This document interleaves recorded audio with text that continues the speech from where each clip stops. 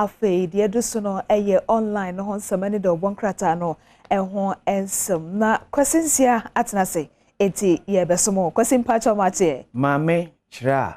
Diamond wafra Asante Toma papa bi mejoso we Asante Toma ho papa ayo ene ne de me kwasante ye ti Asante fo nyina no pe ehye de Awurade dom me de ade chia me ni complain okay ya de metina me ho sade atemia ni aka ye Awurade me da ase ya de nyame ase okay mame ko aman so na eja yenkoye adwuma ketwe bi emfa emra na mene General Secretary Edema Teachers and Educational Workers Union ekoro enkodi enkomo ni nyina efa se enura ena adwumafo a omote etwea omne abanpanfo kosi enkonya kasae no afedie adwebre aye adwuma entisem no kasai etuate no mate no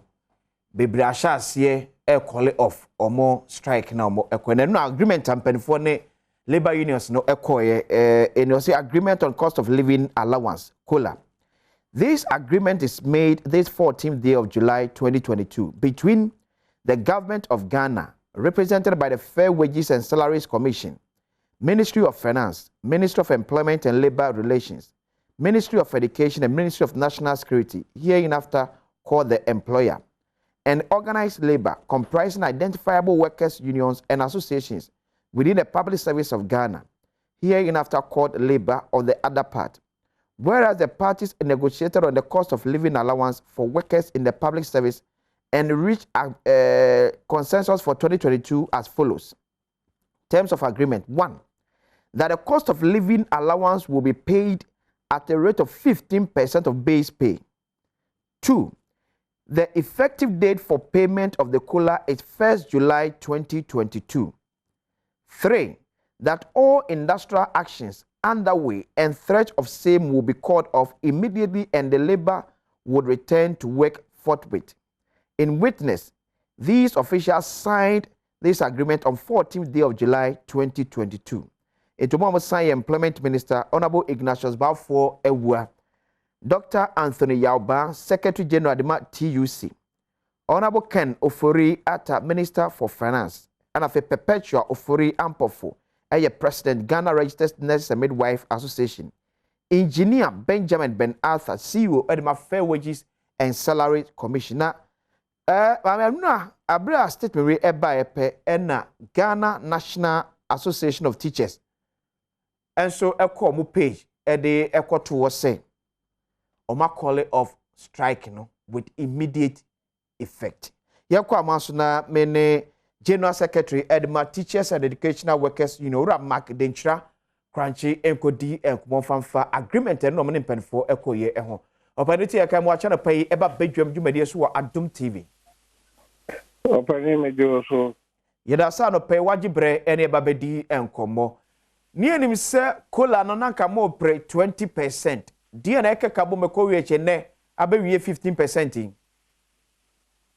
Yo opani me dasi na mentia watiefo ne afefo enyina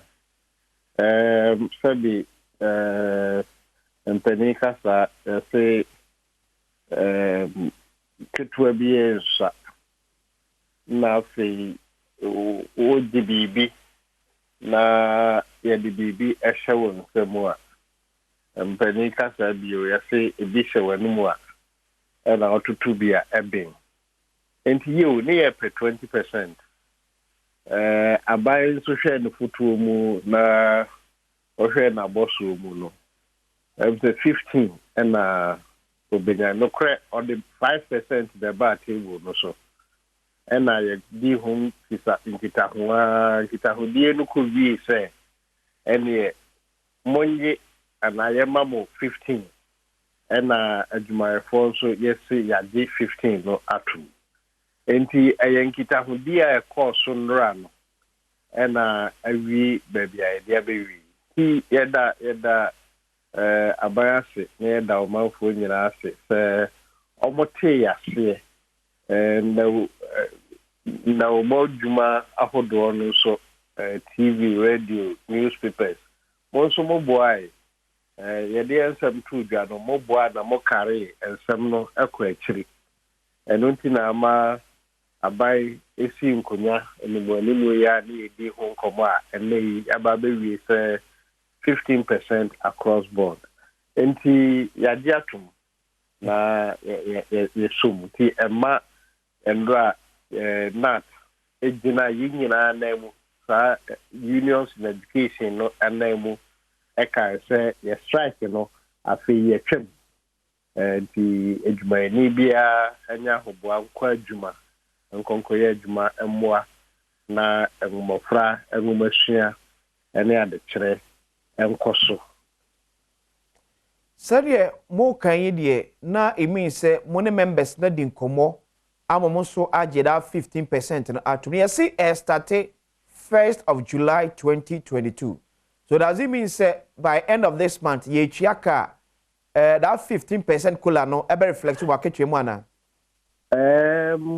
Me gidi say and 15 for you on my salaries that controller abroso by 6 na why say they are making validation na ya confirm answer na bosumni wa etiyepia omo kaso omo twen akosi enne na omo abeshase a July pay ebe delay and what that means is say July pay ba na kola no nka ho a there will be an arrears for the month of July on mo betua ebi ade amayen August mu enti once ayadia tunu say July ni e sha se fi no say when me and piano and nim say want me in piano busumi we ade institutions na self accounting no omo de ombetumi aye ho adwuma say ni bia na nipa no ennoso na so controller etia dodo no ka no controller by now omo aye salaries every about they say go back as I go working 15% of every basic salary. And arrears beba did this say I'm sure in our pay slips for this month and so say a judgment Libya one name in say ye call August busumi no more what the and kaisen ko mutia no July no ebeka August the ho atia. Okay. Ade ba ko mo gina so na mo bisa sa kolai eye enema boa na ekosoro. Ena ye kasai obi enim da enema boa na ekosoro hwimhwim no ano ebetimi abrasiem because the factors na ekosi sa nema we nyina na enim da ebeko na we for example eye COVID-19 eye Ukraine Russia war ye hwe nim se 15% ye ne mwakwakoji atumi ebeketa for sa challenges a members ebe go through abra dem abo egusu ekoso na se ye ko ye nim ya ye be sa te say 15% no ye fa bi nkam ho opere me da se am say ede okay yes say ahokyere no fura na efuru kosoro enti aban ye bibi na enjojo ahokyere a womanfo ne adwumayefo ekomu no enti ye gidi se kola yi ebe jojo ano kakra emeyi mfiri hokra brekro no amu so no e wo se ye nsiseye na yetumi negotiate for base pay and the minimum wage for next year 2023 enti ye bedi ho nkomo eno nkomo no will also factor inflation near ekoso say ye kola ye de compare inflation and inflation in 30% almost 20.9 kola me 30% but nje no any ye nsusu ye say kola no enye allowance bi a ebe boa na ajojo or how yaw ne ateti amanfo okum sese no enjojo ano kakra enti enye bibia ebe yi or how na free hokra ate opene bera si pere peso ajebre ene edi ko Ghana fonso da masa wo fonso da masa se mote na supam na atuate na motie no makole ne off de amentiate for penny any ahefo penny amote say ye no e kase ono na ye twerɛ for penny de ma Teachers and Educational Workers Union ekunetwente wa FNT ora mark denchira kranche ekmotwe bi enanti Lady D afere asumdwe eba nyame ne yeda na se yeda nyame ase empani se asempa bia ne ho echen Jacob obra ena e wo kyerɛ kronkrom nso krasa no brebre ma abato enti ano brebre aba abato ena afi so Jacob obra no eno ena kyerɛ se wahye obi kutupa se obra no kobo na nya futuo ate ase anti yeda o masese o nso wo mo agye atom emfa ho ne de na nka o mo pa aban ahoden enu 20% no enti yeda o masese sese awofo enka won komanto yem no moma no beko school dem enti me de online no to aso de na chesa adomonline.com ena me sha se edf anopay ensem no dos wa ha nemom wo hwe pa de ma wache ayeye emu kese ne say 87% of public sector workers earn less than 3,000 Ghana cedis as basic salary. Sunet for neka.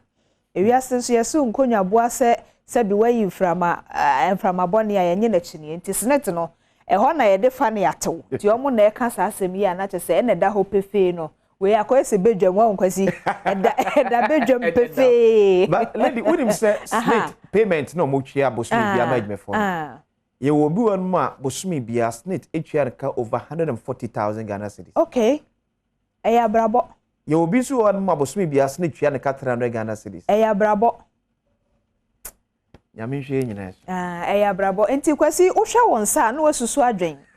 What you say wo hwa wonsa tia say ya. Aha na wasusu adwen. Ebi di bi achi. Eye dien ye ebi be ware aten bi. Enti saa na sese koba no. Aha. Enti no eno ho asem eno no na ba kwin so eno fa dwedie ho nsem business no or say Ghana's debt would have been sustainable if not for COVID-19 Russia-Ukraine war ayekase bono makenka wom dada de ama pani abede achire nkomo kodi ye ewo Ghana Business School and a foreigner who chased assaulted car park attendant at airport arrested. Kwasi eno ho video no me hu ye okay arrested dia na Mame no well okay. Ususu say why dey? Me need full details inti but ye the Ghana Airport Company Limited for state when be ye enyina so kakra dia. Mame na anya dia. You see yes ebufu dia was sometimes to the bia emrante no mo airport the bi wo say bi mo kasa say obetu na mo kra e wo ne mo eye no ya na ebufu kakra but say obekwa akoyi ade de lock car na wato de aboni pada ma ne prade oh the benya de o say ye encouraging the baby yeah. Okay so based on that the beka say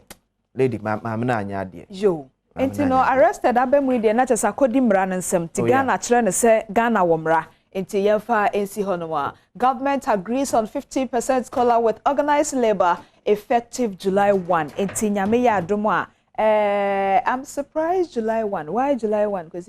government agrees on 15% COLA with organized labor effective July 1. July 1 there's what you go. Say 8 na we te secretary neka say.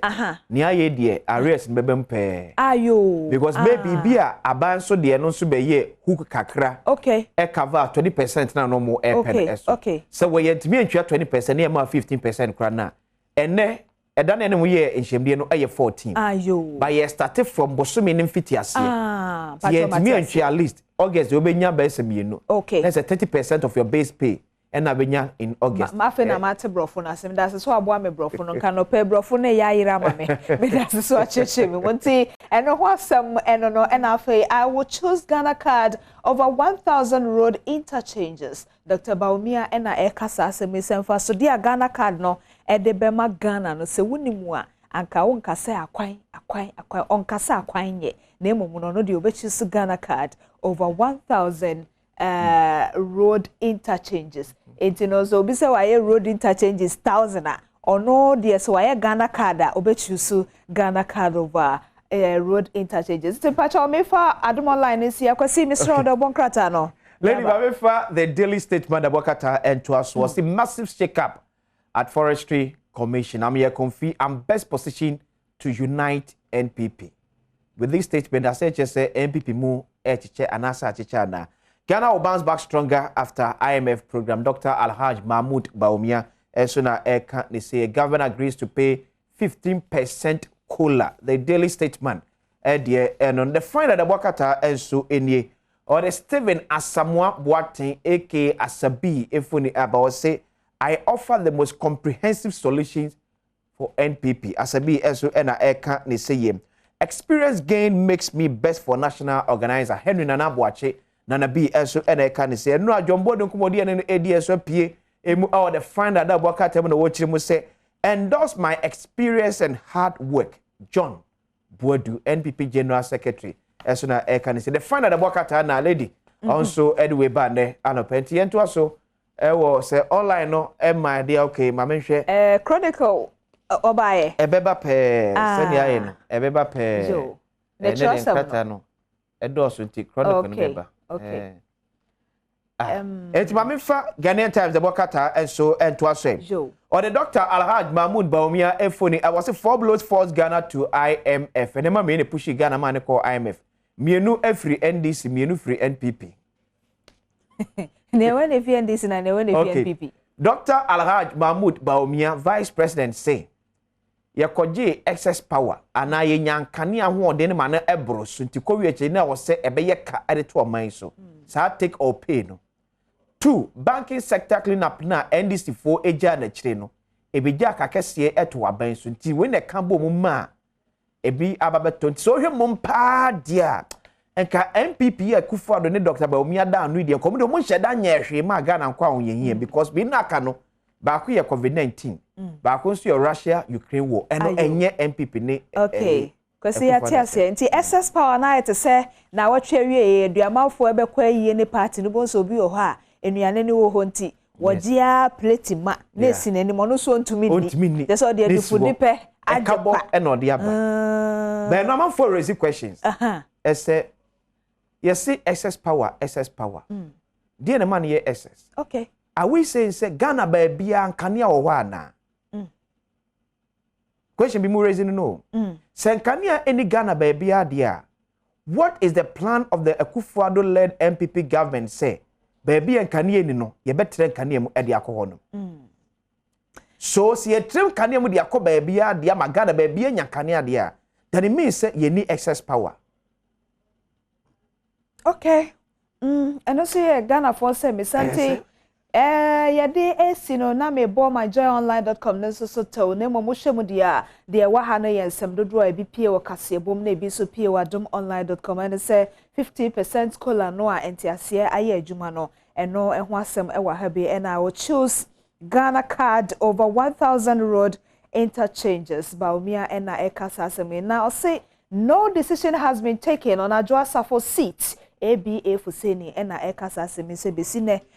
domekwa abenya akonya no esimra shebedwafie no say ye gye ama obi say Adwoa Safo beba betena so bio no empanifo enyansi ehunkonya bia bio NPP solely responsible for current economic woes esi edunkatia na amane Dr. Mahmoud Baumia se krache hwem na kanwasem say o man no Ghana se de tie no ho sobo no MPP fo nkwa na yefa mo enya afi na akoye anano mampani kane mampani mahama apensu bia se dabi enti no so ehonsem ewaba wa hanum say labor unions call of strike and also kasebone ne de obonkrata no watete emosem dada enra krachi abrantie shatawale ebepie mu hete fam abonten so na ne kokomlemle multimedia na enya sem ketwa na epie mu bi no say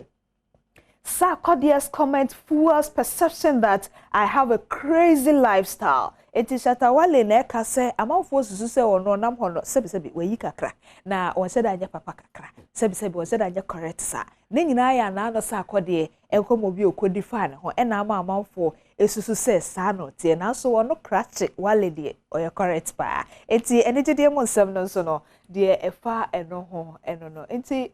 na yi kwasi Satan ne mra ne ne de se stone boy ebim na Saturday ne de ebo SM for life ayo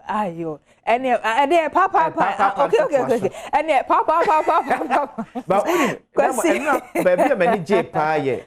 ne ma me ne Kofi Adjolu aware no ayo afede shatter so abie kwam okay why you ready say obe bless aware no in what capacity but at least yes say wa clear air on his FM say ne maame ne Kofi Adjolo aware no ya first na one press na feel so bi I was first no open so first no so say the open so say the we bi say ne maame ne Kofi Adjolo betimi ene ne maame ne Kofi Adjolo omoda na se asew ene abusua pani say we abakwa mu ada ho na wo mo film pratwe stage mu akaware tie ne brashata good morning